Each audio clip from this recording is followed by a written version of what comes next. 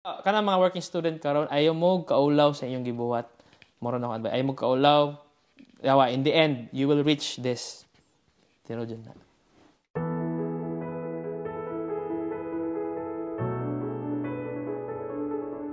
Brother Nay, unsay gihimo nimo nga nakaanhi ka diri sa New Zealand? First and foremost, ako dahil si Andy, taga Cagayan.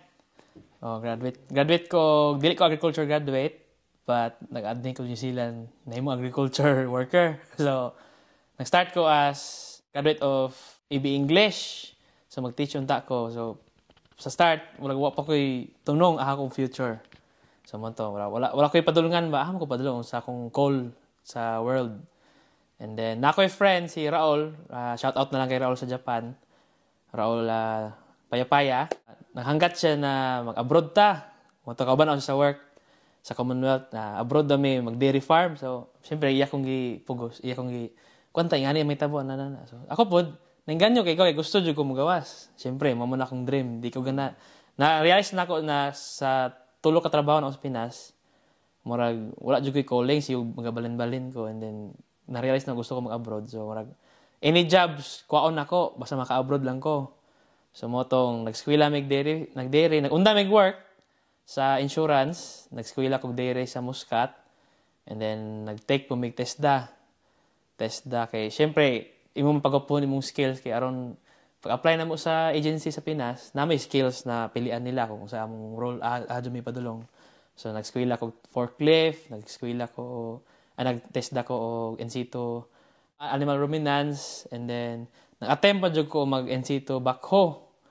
Kaso katong nag-skwila og dairy farm, naamo gyud nakauna diri sa New Zealand si Navarro. Karon si Navarro na naman sa Canada. So dito na naganyo ko giunsa niya pagkuan. So nag-start ko kay Doc Joy Consultancy. So shout out kay Doc Joy og Sir Jeff. So dito ako nag-start. So ang ilang pamagi is lisod magod anak diri New Zealand through work visa. So nay ways ug nay mo sponsor, but then wala koy relatives diri ana, wala jud kay ila na ano. So nag-student visa ko. Then after 2 months nakakita din ko work pag naabot na ako sa New Zealand. And then nag-start din ko. Muna na akong journey dayon. Nagsugod na ko sa pagka dairy farmer. Kani mong farm, mao gini siya yung first farm nimo diri sa New Zealand. Kani, mo ni siya. So nag-start gid ka sa assistant dairy farm worker. Nagsugod jud ko sa pinakaubos jud ko. So 5 years na nako ni dire, 5 seasons. Wala pa ako nag 5 years. So 5 seasons na ako dire. So I'm currently managing karon na farm kung asa ko nagsugod. So, monti siya, akong story. Nag-start ko diri as assistant way back 2019 May.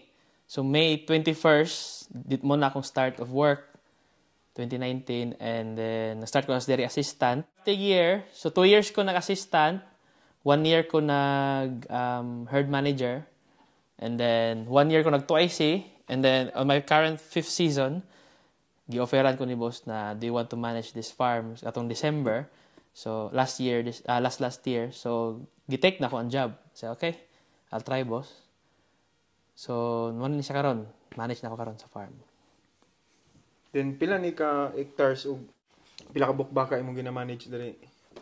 Currently, manage ko og 970 pig cows. And then, ako sa 255 hectares diri sa Otago Central. Currently running 60 bale rotary farm. So, high input mi na farm diri. High input kay fully irrigated mo na farm each and every corner of the grass paddocks. Then, pila ka buk ang workers diri pod nga farm? Currently, among workers sa among farm is 2 ka full-time at 3 ka full-time. Ang isa, roving lang. So, apel pod si boss. Apel na pod ko ana. But, ang kauban na perme jud makita perme is akong 2 ka tao, mga puro pod Pinoy. So, this year, puro Pinoy akong kauban. So, more na akong advice di ay sa mga gusto mag-aspire as maabot sa akong position as manager within a short period of time is always be honest. Number 1, be honest kasi yung employer. Ayaw jud pa kung masayop ka, especially mga puti, tugag tinuod. The more na nun mag-like ka, the more di sila mo salig sa imo. Mawala ilang trust. Lahi, compare din mo puti o Pinoy, lahi yun batasan sa amo na puti. Kaya ihatag yun nilang trust. So, number 1 is always be honest. And number 2, always be positive, especially pag dairy farming kay a lot of farmers karon unsay man negative sila kay kapo yan ana. But end of the day, happy gwapo man ang farming, ano mo, ma-enjoy man ninyo as long as gwapo ang system sa farm, moron man jud na. So, ako nag-start mako as assistant, always listen sa imong mga supervisors. Listen ka silang advice. Ayaw dala yung pride as unsa mo sa Pinas. Let's say kung dako mo posisyon sa Pinas, ayaw dala dire. Kay start jud ta back to zero jud ta dire. Kung masipag unsa yung posisyon sa Pinas, whoever your family is, kung dato mo diya unsa ba. Pag once na naka dire, back to zero jud mo, we're all equals here. Is once mamina kasi yung supervisors na ilang mga tudlo sa imo I suggest to take ITO. Number 2, ITO. Makagamit kayo na siya sa mga theory. So, sample, akong amo, sige siya hatag og work. So, syempre, makapangutana, nganong gabuhaton man ako ni? Nganong kailangan ako ni? So, ma-answer na siya ang tubag sa ITO pod. And then, number 3, life and work balance. I-balance dyan mo. So, dapat na po kay life. So, not just work lang mo naon, but sometimes you have a life outside the farm or maybe LDR. So, have time na makatawag kasi mo family, especially kung solo ka nag-abot dire. Kiniabot ko dire, wa man jud ko'y parente. Na ko'y friends na close, pag-abot dire, pero nasa south sila. I mean, medyo layo kayo, may mga 5 hours among kuan dati. Mo ang distance. Akong first na kuan, mga close jud na ako kay Pinas. So, akong source of energy dire kay kung ibuhat, nagsimba ko dire sa Umaro. And then, na-meet na ko mga karaan na Pinoy dire. And then, dito na din nagsugod. Na-meet din ako akong mga friends na yun dire. Moto, na-meet din ako sila Artoms. Tawag na po sa kaninang friends. So, common friends. So, sometimes, di na po ta sige trabaho sa abroad. Sometimes, kailangan po na itong life. Yeah. Di po ka nunay, sige ra po tag kumkum sa kwarta, kay sige ipon. Kay, siyempre, pag-abot dire, i-convert man mo yung gasto. Number 1, ayaw po i-convert ninyo ang iyong kuan. Enjoy mong life. Ayaw po i-convert ninyo ang iyong kuan. Enjoy mong life. Kay, kung as dairy farmer, kung puro po ka work, balay lang ka, so syempre, medyo depressing po kayo. Sa tinood lang, makadepress mo po ng New Zealand. Kay mingaw jud dire. So, imong baton, i-balance ni mong life. Maglaag ka. Gasto ka gamay para sa imong self. Reward imong self. Although nakaipadala sa Pinas, pero magbilin po ka sa imong self. And then, so number 4 is open up ka unsay imong mga ginabati diri sa farm, especially sa amo. Open up jud ka. Ayo ikumkum kung nakay kauban diri na dili nimo bet na nag-conflict mo or ang farm kanina trabaho, always ka open up sa imong kuan. So balik gyapon ta sa number 1 na akong advice niyo, be honest. Honest sa imong self. Isaba nimo, boss, kaniya kung gusto, boss. Pwede man nato mapangitaag pa maagi. Siyempre, ang mga puti, ang mga boss nimo dire, musabot yun na sila. Musabot na sila.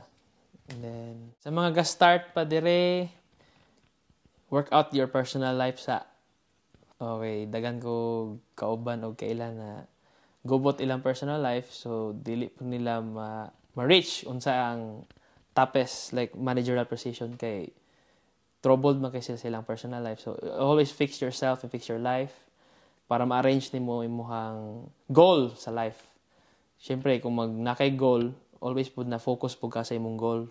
Isud man gud og nakay kanang ginabati sa personal life, especially sa Philippines. Especially kita, mga abroad lang diri, OFW. Naman jud tay mga struggles sa as LDR sa mga family. So, i-fix lang nato na, make time lang jud ka sa ilaha. At the same time, pasabto nimo ang Pilipinas na gisustensyahan nimo, magsabto na dyan sila. Wala siya. Para ma-reach nimo nimong goal.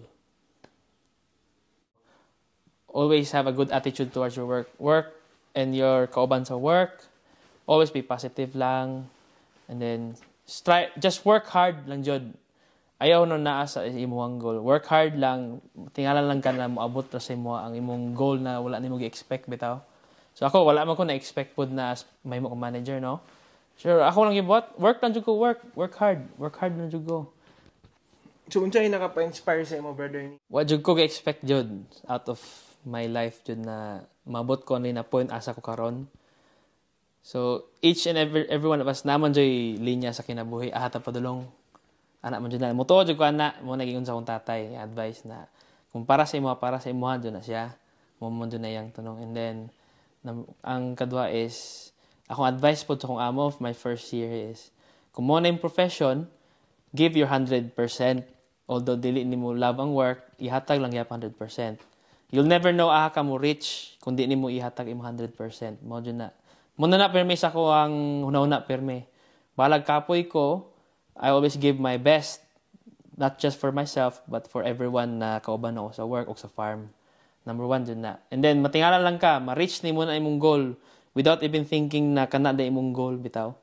So, especially sa ako, wala ba yung agricultural advantages from Philippines.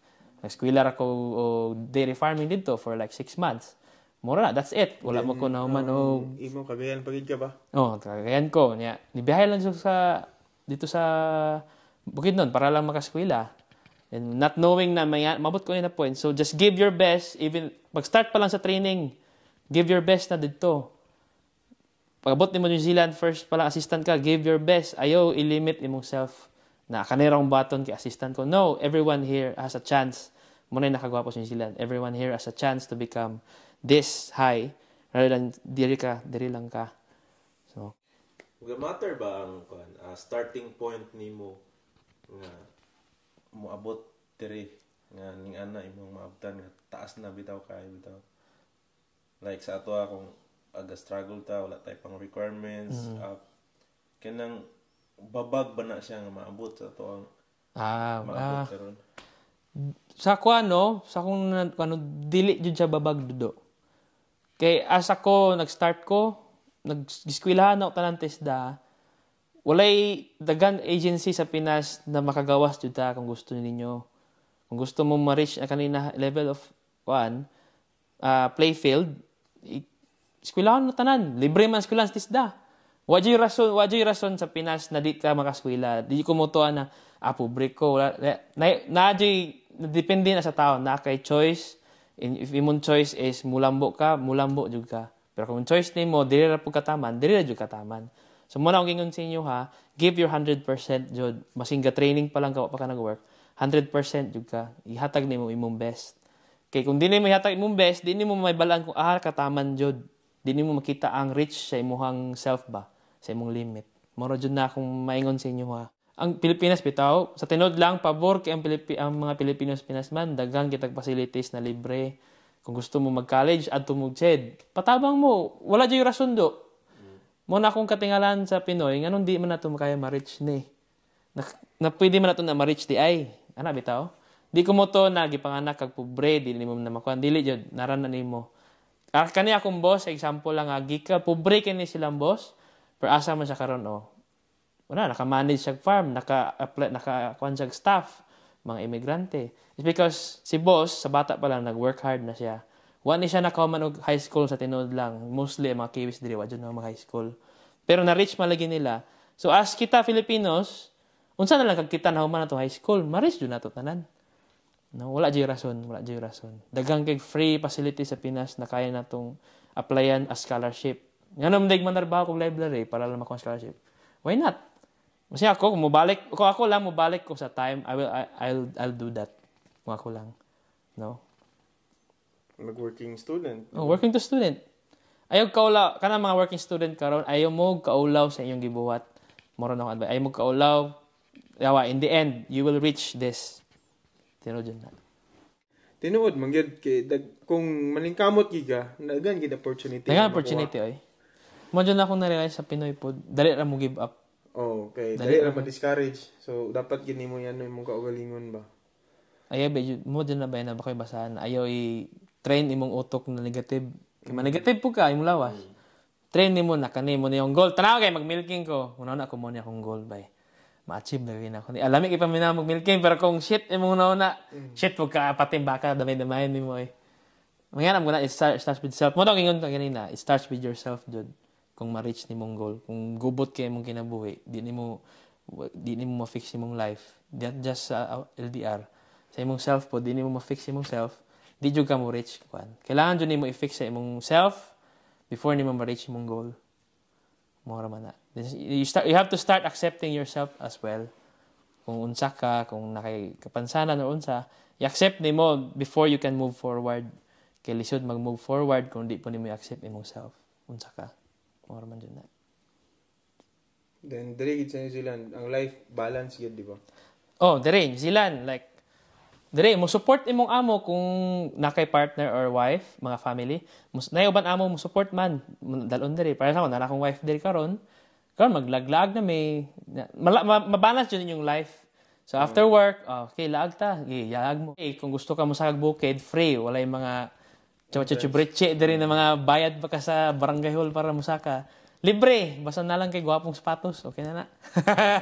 Makalaag mo siyang partner. Oh, makalaag sa partner. Oh. Pila ka years imong gagwantay na before nakaani imong wife dire? Siguro mga pag-start sa COVID dito nagsugod. 2020. So I have to wait last year until niabot siya dire. So about 3 years. Oo, mga 3 years. 2 years lang kay niuli mo kog Pinas. Niuli mo kog Pinas. So pag open sa border, uli ko Pinas dayon. But niya na siya diri last year, 2023. So nang lang gid ang sacrifice niya, no. Sacrifice jud number 1. Muna start with yourself jud. Mubalik jud sa self, control imong self, imong urge na mauli. Ang kamingaw i-control nimo, kaya man ninyo. Kung kaya nako, kaya na ninyo. Mora jud na. Oh. Kaya aja. Kita po sa kita create sa opportunity na to. Mo jud na. Oh. Sakto ba na kay dili ta mo sa league ba? Para sa ko kung mo share ko ang opportunity mo god ni kung baga ako wala ko na-expect nga maabot na pud sa ko. So dili ta mo base nga para sa ko naabot sa ko. I-base na po ni imong kaugalingon. Ana bitaw? Kay sa ako kung ikaw naningkamot ka nga og asa ka karon kamo naningkamot mo asa mo karon. Ako man gud ang opportunity ni abot mo gud sa ko. Kay wala ko nag-eskwela ko diri pero wala ko nga mo-abroad na yon. Dili man, ready naman imong daan imong self. Dili man, pero kay dili una sa ako gipugos ra man ko eskwela. Ana ba? At least ready na ka. Oh, kung baga ang opportunity gaabot lang. Ana bitaw? Na may mo para na mo share lugar ko karon. Gigrab sa pag-eskwela pa lang nimo, gigrab. Oh, gigrab na ko. Pero kung baga, pero kung medyo lesson sa inyong ba? Medyo kung mo share bitaw ko para na mo share ko sa ubang tao. Kana sila yahay ko basin sa amo ana. Dili ginila i-basis nga dapat nagi kaugalingon ginimo ikaw malihok ana ba? Okay, nabe ubang tao nga gaabot lang opportunity sa ila. So i-share nila sa ubang tao, ma-expect po na ng ubang tao nga mag-abot ngito sa iya kasi maabot lang pud sa kuha. Ayaw jud pabta. Dili siya ingon nga kulaton nimo, dapat ikaw gid mo lihok ba. Mao na akong advice kay kung mamati magud mo sa uban nga para sa kuha lagi maka-share ko ayahay kaning bless ko kay wala ko nag-struggle. Ana bitaw kay naabot tanan sa akong opportunity. So kung i-share na ko sa ubang tao, basin expect nila ba nga dawaton bitaw nga explanation ako. So dapat dili nila maminaw sa ubang tao nga tungod nga niabot ang opportunity siya ma-expect ka nga maabot pud sa imo, dapat ilihok gid nimo ba. Ang ana bitaw. Kaya ako ang good call, kumbaga pag abot na ng Australia, wala mo ko nang apply ana. Ako ra mang lula ni ingon nga pasahay lang niyo. Di ko ra po ko ni pasa. Pula sa akong mind. Ana ba? Wala ko naning kamot. Ana nga part nga kanina nagiguro gigo. Wala. Igor ako ni sa ni pasa. Ana ara. Wala ko na ingon nga na-eager bitaw. Mo na kung mo share ko dili angay nako ngay ngana. Kaya basin man ko di-adapt sa ubang tao ba. Kaya nabay ubang tao gid mo share ingon ana.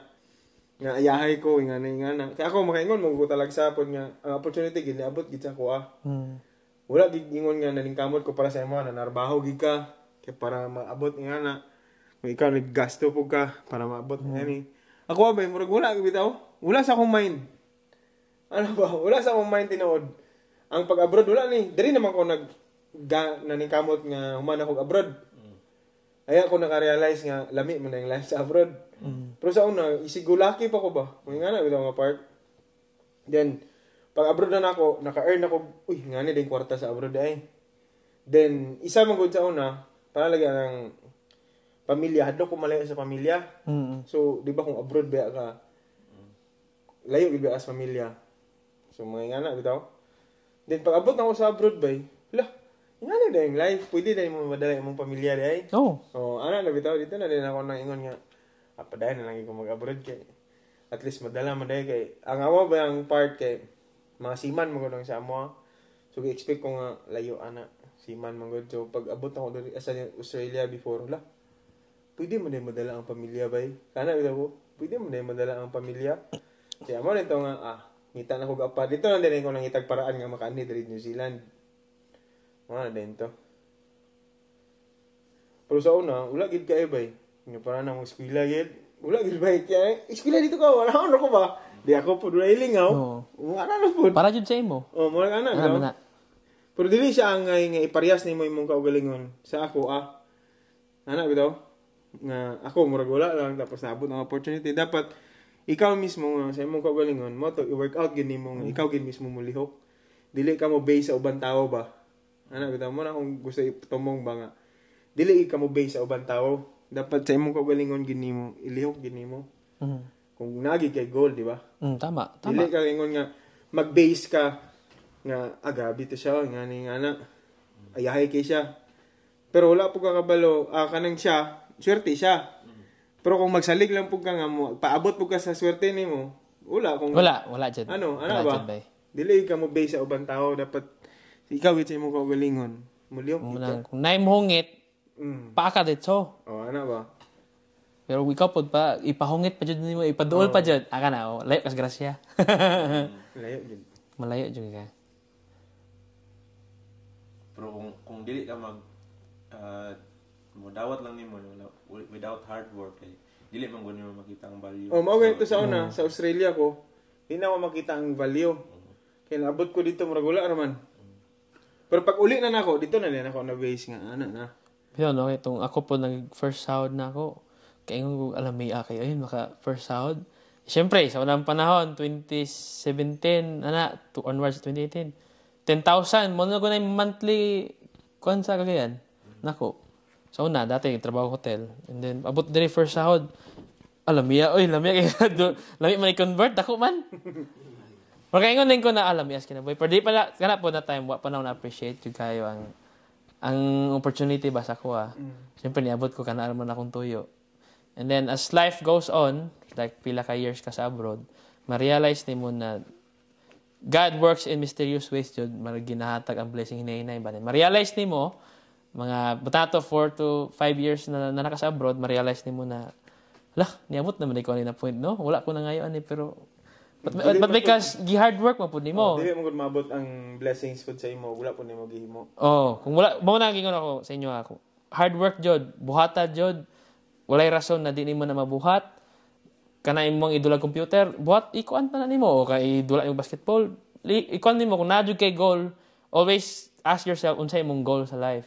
Kung gusto ka ma-abroad, apply tanan trabaho. Makita ra man nimo unsay imong role sa life pag kung mo ni ihatag sa imuha. At least nag-try ka kuan, apply. Mo ra man na i-try jud nimo. Then dili lang gid ka dapat dili ma-discourage. Ay ka discourage. Kaya na ba uban nga nag-abroad? Di ko na ako kaya. Ulit na yun. Kung buta to out of 5 nag-apply, waka na apel ato, ayaw ka ba naglaom? Na pa may lain. Ay ko lang. Kasi out of 5, ikaw rin wala nakuha. 4 na nakuha. So, siyempre, magsilos man jud ka. Pero, padayon gyapon apply lain. Apply na sad ka again and again and again. There's always a reason nga nung wala ka na apel dito na group is because there's more bigger opportunities para sa imo in the span of time. Raman na. Not everyone has the same time frame, manggod. Naiuban na they become rich at 20s or they become this position in 20 years old pa, ikaw 30 pa. But at the end of the day, at least mabot na ram gyapon ta na. Mabot ram jud ta na. Hard work lang jud. And then lastly is pray. Number 1, pray jud mo. I-ask niyo kay God kung sa inyong gusto sa life. Ihatag mo jud na niya. Manang God works mysterious jud na, di jud ka kabalo. When the opportunity will come, as long as you keep doing what you're doing, makuha na nimo. Right? Thank you kayo. Thank you kayo. Opportunity na ma-interview na maka-inspire po sa ito ang audience ba. Keep working hard. Maka-inspire sa mga aspiring bitaw nga.